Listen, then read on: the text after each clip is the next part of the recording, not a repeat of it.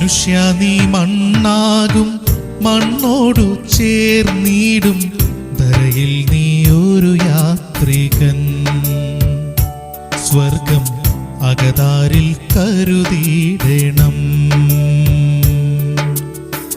മനുഷ്യ നീ മണ്ണാകും, മണ്ണോടു ചേർന്നിടും, ധരയിൽ നീ ഒരു യാത്രികൻ. സ്വർഗം അകതാരിൽ കരുതിയിടണം.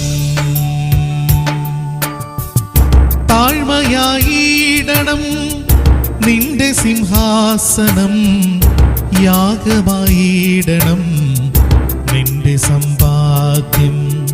മനുഷ്യ നീ മണ്ണാകും, മണ്ണോടു ചേർന്നിടും, ധരയിൽ നീ ഒരു യാത്രികൻ.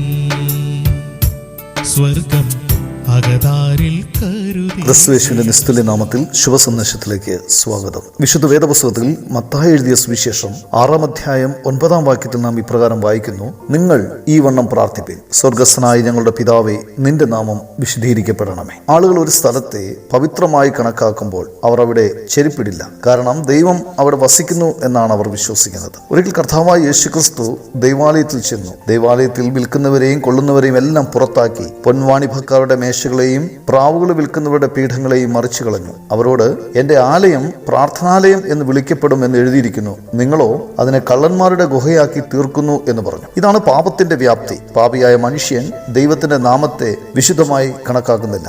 മനുഷ്യൻ ദൈവത്തെ തനിക്ക് തുല്യനായി, മനുഷ്യന് തുല്യനായി കണക്കാക്കുന്നു. അത്യാഗ്രഹിയും അഹങ്കാരിയുമായ മനുഷ്യൻ ദൈവത്തിന്റെ മന്ദിരത്തെ ഒരു ബിസിനസ് സ്ഥലമായി കണക്കാക്കുന്നു. അതായത് ഒരു കമ്പോളത്തെ പോലെ ചിന്തിക്കുന്നു. കൃത്രിമമായി പണം സമ്പാദിക്കുവാൻ ബന്ധപ്പെടുന്നു. പാപവും അതിന്റെ അനന്തരഫലവും നിമിത്തം മനുഷ്യൻ ദൈവകോപത്തിന് പാത്രമായിരിക്കുന്നു. അവർക്കുള്ള ശിക്ഷ നിത്യമായ നരകമാണ്. ഈ ശിക്ഷയിൽ നിന്ന് മനുഷ്യൻ രക്ഷിക്കാൻ വേണ്ടിയാണ് കർത്താവായ യേശുക്രിസ്തു ക്രൂശിൽ യാഗമാക്കപ്പെട്ടത്. സർവ്വമാനവരാശിയുടെയും പാപം തന്റെ ചുമലിൽ ഏറ്റെടുത്ത് യേശുക്രിസ്തു ക്രൂശിൽ മരിച്ചു, അടക്കപ്പെട്ടു. 3-ാം ദിവസം മരിച്ചവരുടെ ഇടയിൽ നിന്നും ഉയർത്തെഴുന്നേറ്റു. അവനിലുള്ള വിശ്വാസത്താൽ മനുഷ്യന് രക്ഷ പ്രാപിക്കാൻ കഴിയും. ദൈവത്തിന്റെ നാമത്തെ വിശുദ്ധമായി കണക്കാക്കണം. നിങ്ങൾക്കും അപ്രകാരം കഴിയട്ടെ എന്നാണ് ദൈവത്തോട് നിങ്ങൾക്ക് വേണ്ടിയുള്ള ഞങ്ങളുടെ പ്രാർത്ഥന.